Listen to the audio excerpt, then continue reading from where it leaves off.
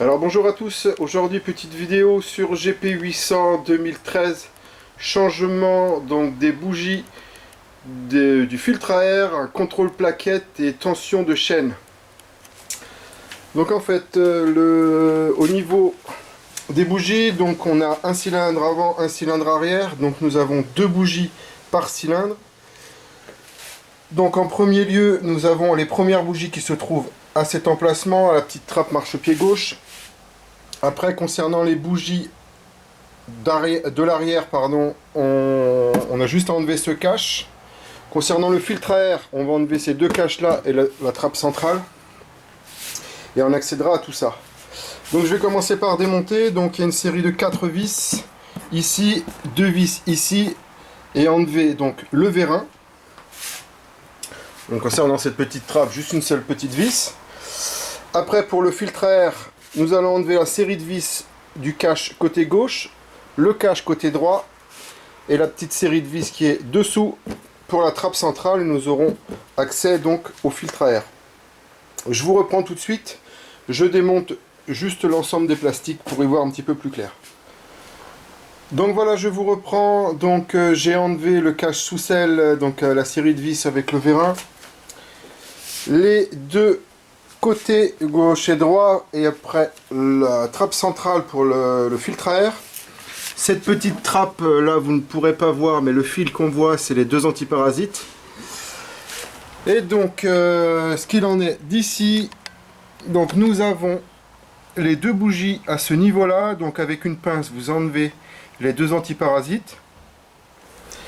Donc j'utilise en fait une douille de 16, un cardan et une petite rallonge pour celle qui est le plus au fond.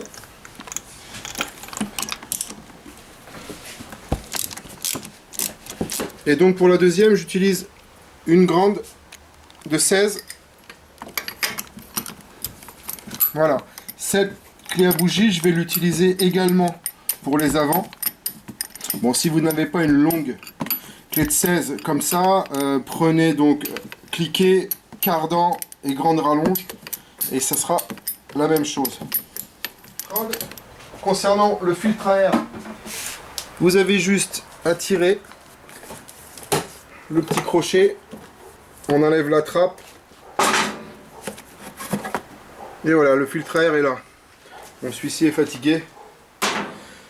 Donc concernant les deux bougies avant, comme je vous ai dit, la clé longue ou un cardan avec... non, sans le cardan. Un cliquet avec une grande rallonge. Concernant les plaquettes, le check je l'ai fait, elles sont bonnes, elles ne sont pas à changer.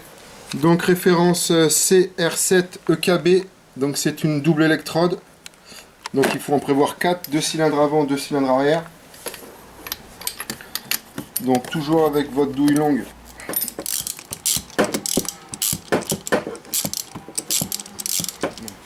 Donc concernant la tension du kitchen, donc en fait, bon là, on voit bien qu'elle ballotte.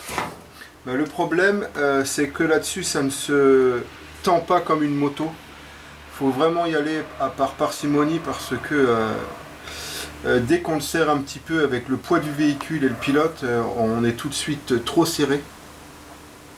Donc il faut vraiment le faire tranquillement et petit à petit.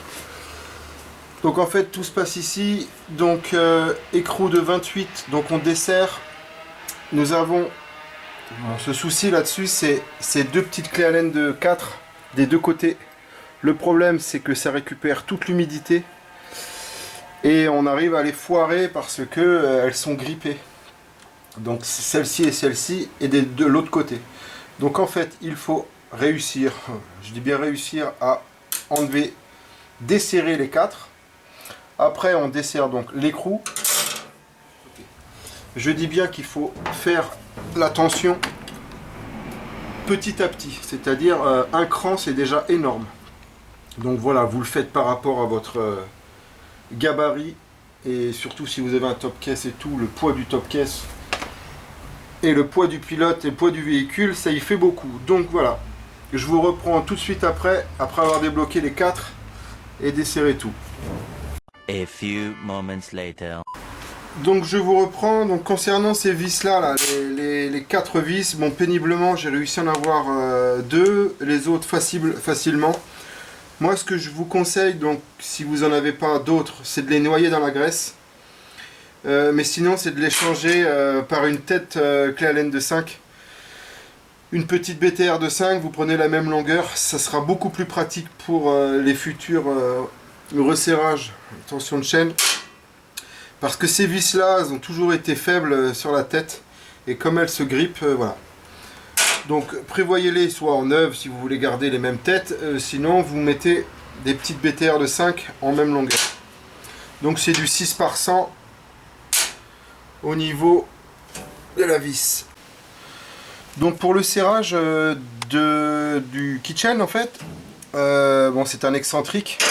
Vous avez en dessous, donc vous avez des trous qui vous permettent de faire levier. Je pense pas que vous allez pouvoir voir. Vous enfilez donc un outil, peu importe, et vous tendez votre kitchen grâce à ça, grâce à l'excentrique. Si vous voyez pas, de toute façon, vous pourrez le voir sur votre véhicule. Vous avez des trous à droite et à gauche. Vous pouvez facilement mettre un outil. Donc voilà, vous tirez des deux côtés pour avoir en fait le même nombre de crans. Allez, bonne journée à tous. Merci.